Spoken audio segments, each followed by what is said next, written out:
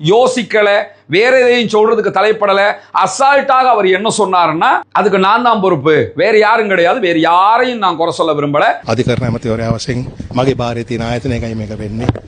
ඒ නිසා ඒ වගකීම මට ඒ ආකාරයෙන්ම බාර ගන්න වෙනවා. மைத்திரிபால சிறிசேனுடைய காலத்துல ஈஸ்டர் குண்டு தாக்குதல் நடைபெறுகிற போது மைத்திரிபால சிறிசேன இதற்கு பொறுப்பெடுக்க வேண்டும் என்று ஒரு இடத்திலாவது சஜித் பிரேமதாச வாய் திறந்திருப்பாரா என்றால் நிச்சயமாக இல்லை. நீதி அமைச்சர் ஹர்ஷனன் ஆணையக்கார பதவி விலக வேண்டும் என்று சொல்லி எதிர்க்கட்சிகள் கோஷம் எழுப்பிக் கொண்டிருக்கிறார்கள். உண்மையிலேயே இது நியாயம் தானா என்பதை நம்ம யோசிக்க வேண்டி இருக்கிறது. காரணம் என்னன்னு கேட்டா,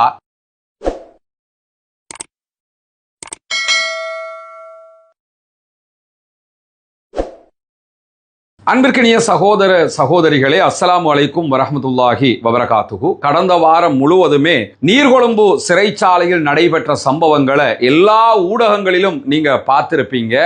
25க்கு மேற்பட்டவர்கள் நீர்கொழும்பு சிறைச்சாலை கலவரத்திலே கொல்லப்பட்டிருக்கிறார்கள். அதிலே 7 அல்லது 8 பேரு போலீஸ் அதிகாரிகள் என்கிற செய்திகளும் நமக்கு தெரியும். போலீஸ் அதிகாரிகள் தடுப்பதற்கான முயற்சியில் கொல்லப்பட்டிருக்கிறார்கள். உள்ளே நடத்தப்பட்ட கலவரத்தில் அங்கிருந்த குற்றம் சாட்டப்பட்டவர்கள், குற்றவாளிகள் கொல்லப்பட்டிருக்கிறார்கள். இந்த சம்பவம் இதற்கு முன்பதாக இலங்கையிலே நடைபெறாத ஒரு சம்பவம் அல்ல. இதற்கு முன்பதாகவும் பல சிறைச்சாலைகளில் இப்படியான சம்பவங்கள் நிகழ்ந்திருப்பது நமக்கெல்லாம் தெரியும். ஆனால் இப்பொழுது ஏற்பட்டிருக்கக்கூடிய அரசியல் ரீதியிலான குற்றச்சாட்டு என்னன்னா, நீர்கொழும்பு சிறைச்சாலை கலவரத்திற்கு பொறுப்பேற்று நீதி அமைச்சர் ஹர்ஷனன் ஆணையக்கார பதவி விலக வேண்டும் என்று சொல்லி எதிர்க்கட்சிகள் கோஷம் எழுப்பிக் கொண்டிருக்கிறார்கள். உண்மையிலேயே இது நியாயம் தானா என்பதை நம்ம யோசிக்க வேண்டி இருக்கிறது. காரணம் என்னன்னு கேட்டா, வெளிநாடுகள்ல எல்லாம் ஒரு அரசியல் நாகரிகம் இருக்கிறது. என்ன அரசியல் நாகரிகம்னா, நாட்டுக்குள்ள ஒரு எதிர்பாராத சம்பவம் நடைபெற்றால், மக்களுக்கு இழப்பு ஏற்படுகிற ஒரு பாரிய சம்பவம் ஏற்பட்டால், அந்த சம்பவத்திற்கு துறைக்கு பொறுப்பான அமைச்சர் அதை காரணம் காட்டி பதவி விலகுவார். குறிப்பாக UK பிரித்தானியாவினுடைய அரசியல் களத்தை இன்னைக்கும் நீங்க பாத்தீங்கன்னா, இதுவரைக்கும் கடந்த 10 ஆண்டுகளுக்குள்ளாக பல பிரதமர்கள் பதவி விலகி இருக்கிறார்கள். 2-3 ஆண்டுகளுக்கு முன்பதாக பிரித்தானியாவினுடைய தேர்தலில் அபார வெற்றி ஈட்டி பிரதமராக தெரிவு செய்யப்பட்ட கெய்ர் ஸ்டாமர் கூட அண்மையிலே தான் பதவி விலகுவதாக அறிவித்திருக்கிறார். இது அந்த நாடுகளில் இருக்கக்கூடிய ஒரு வளமையான அரசியல் நாகரிகமாக பார்க்கப்படுகிறது. ஆனால் இந்த அரசியல் நாகரிகம் எந்த காலத்திலும் இலங்கையில பெரும்பாலும் நம்ம பார்த்தது கிடையாது. ஒரு பெரிய சம்பவம் நடந்தால் அதையொட்டி யாரும் நான் தான் அதற்கு பொறுப்பேற்கிறேன் என்று பொறுப்பேற்றது கிடையாது. குறிப்பாக இலங்கையில் இடம்பெற்ற ஈஸ்டர் குண்டு தாக்குதல்கள், இந்த தாக்குதல்கள் நடக்கிற நேரத்தில் இலங்கையினுடைய அதிபராக மைத்திரிபால சிறிசேன இருக்கிறார். அவர்தான் பாதுகாப்புக்கும் பொறுப்பானவராக இருந்தார். ஆனால் இன்றைய நாள் வரைக்கும் மைத்திரிபால சிறிசேன எந்த இடத்திலையுமே இதற்கு நான் தார்மீக பொறுப்பு, என்னுடைய காலத்தில் என்னுடைய பொறுப்புக்கு கீழாக இது நடந்தது, எனவே இதற்கு வேறு யாரும் பொறுப்பல்ல, நான் தான் பொறுப்பு என்று சொல்லி ஒரு வார்த்தை சொல்லி எங்கேயுமே நீங்க பார்த்திருக்க மாட்டீங்க. அதற்கு பிறகு கோவிட் ஜனாசாக்கள் எரிக்கப்பட்டது. மிகப்பெரிய ஒரு சமூக அவலத்தை இஸ்லாமிய சமூகத்தை இலக்கு வைத்து கோட்டாபே ராஜபக்சவினுடைய அரசு செய்தது. அதற்கு இதுவரைக்கும் யாரும் நாங்க தான் அதுக்கு பொறுப்பு என்று பொறுப்பேற்ற காட்சியை நீங்க பார்க்க முடியாது. அதே மாதிரி இலங்கையில் எத்தனையோ கலவரங்கள் நடத்தப்பட்டது. சிலாபம் கலவரம் நடந்தது ஈஸ்டரை ஒட்டி, மினுவாங்கொட பகுதியில் கலவரங்கள் நடந்தது ஈஸ்டரை ஒட்டி. இந்த கலவரங்கள் எல்லாம் நடக்கிற போது பிரதமராக ரணில் விக்ரமசிங்கே இருக்கிறார், ஜனாதிபதியாக மைத்திரிபால சிறிசேன இருக்கிறார். யாருமே அதற்கு பொறுப்பெடுத்ததை நீங்க பார்க்க முடியாது. திகன கலவரம், அலுத்கம கலவரம், இந்த கலவரங்களுக்கும் நாங்க எங்களுடைய காலத்தில் இது நடந்ததுனால நாங்கள் பொறுப்பேற்கிறோம் என்று யாராவது சொல்லி நீங்க பார்த்திருக்கிறீங்களான்னா, இந்த வார்த்தையை சொல்லி கூட எங்கேயுமே நீங்க பார்க்க முடியாது. எனவே இன்றைக்கு ஒரு அமைச்சரை, துறை சார்ந்த அமைச்சரை பதவி விலக வேண்டும் என்கிற தீர்மானத்தை கொண்டு வருவதற்கு முயற்சி செய்கிற இன்றைய எதிர்க்கட்சி தலைவரும் எதிர்க்கட்சியினரும் அன்றைக்கு ஆளும் கட்சியாக இருக்கிற நேரத்தில் இதுவெல்லாம் நடந்ததே அன்றைக்கு யாராவது ஜஸ்ட் நாங்க பொறுப்பெடுக்கிறோம் என்றாவது சொன்னாங்களா, அல்லது சொல்லுங்கள் என்றாவது வலியுறுத்தினார்களா? குறிப்பாக மைத்திரிபால சிறிசேனுடைய காலத்தில் ஈஸ்டர் குண்டு தாக்குதல் நடைபெறுகிற போது மைத்திரிபால சிறிசேன இதற்கு பொறுப்பெடுக்க வேண்டும் என்று ஒரு இடத்திலாவது சஜித் பிரேமதாச வாய் திறந்திருப்பாரா என்றால் நிச்சயமாக இல்லை.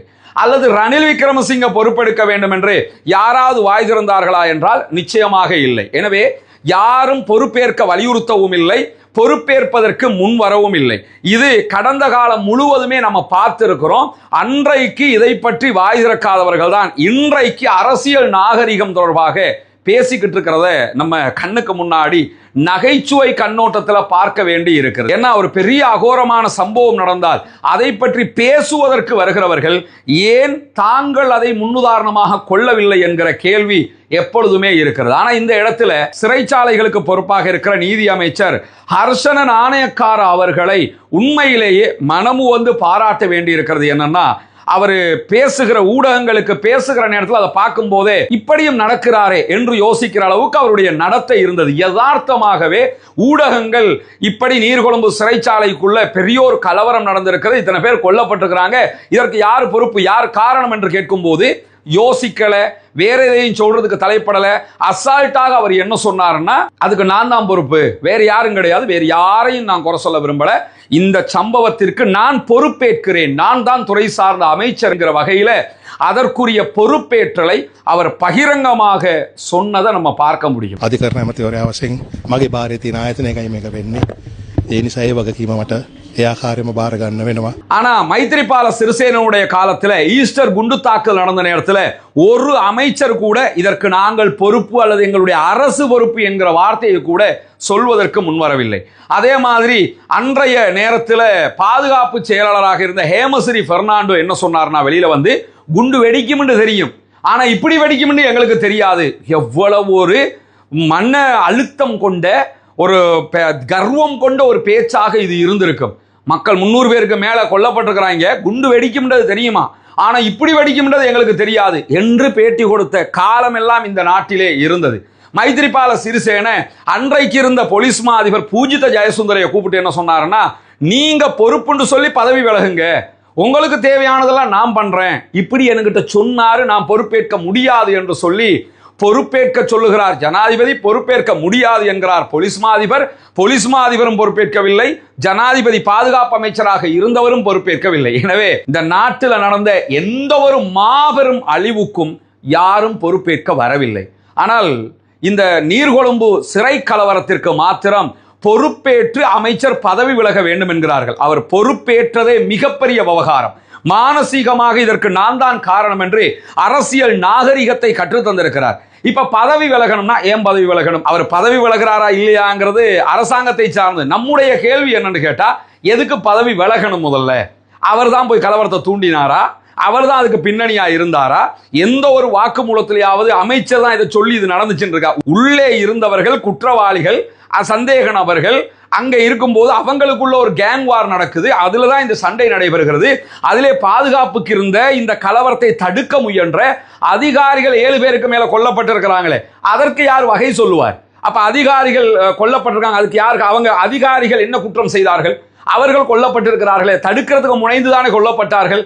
அப்படி என்றால் குற்றவாளிகள் ஆல்ரெடி குற்றம் செய்து சிறையிலே இருக்கிறார்கள், அவர்கள் ஒரு கலவரத்தை தூண்டியும் இருக்கிறார்கள், அந்த கலவரத்தினால் இவர் பேர் கொல்லப்பட்டும் இருக்கிறார்கள் அவர்களுக்குள்ளேயே. அதை தாண்டி அதிகாரிகளும் கொல்லப்பட்டிருக்கிறார்கள். அதிகாரிகள் கொல்லப்பட்டிருக்கிறார்களே என்கிற கவலை, அக்கறை, அதை பற்றிய தேவைகள் இங்கு இருக்கக்கூடிய எதிர்க்கட்சிக்கு எங்கும் இல்லை.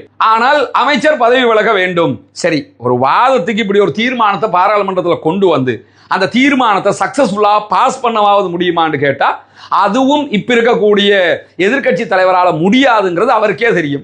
தெரிஞ்சுக்கிட்டு என்ன பண்றாருன்னு கேட்டா, நாங்க கொண்டு வர போறோம், இதெல்லாம் வந்து இந்த மாத்திய சந்தர்ஷன் சிங்களத்துல சொல்லுவாங்கல்ல, ஊடகங்களுக்கு காண்பிப்பதற்காக செய்யக்கூடிய காரியங்களாகத்தான் பார்க்க முடியும். எனவே இந்த விவகாரத்தில் அமைச்சராக துறை சார்ந்தவராக இருந்து நான் தான் அதற்கு பொறுப்பு என்று அவர் சொன்ன வார்த்தை மிகவும் பாராட்டுக்குரியது. கடந்த காலங்களில் யாருமே செய்யாத ஒரு செயலை அவர் நான் தான் பொறுப்பு என்று பொறுப்பேற்றிருக்கிறார்.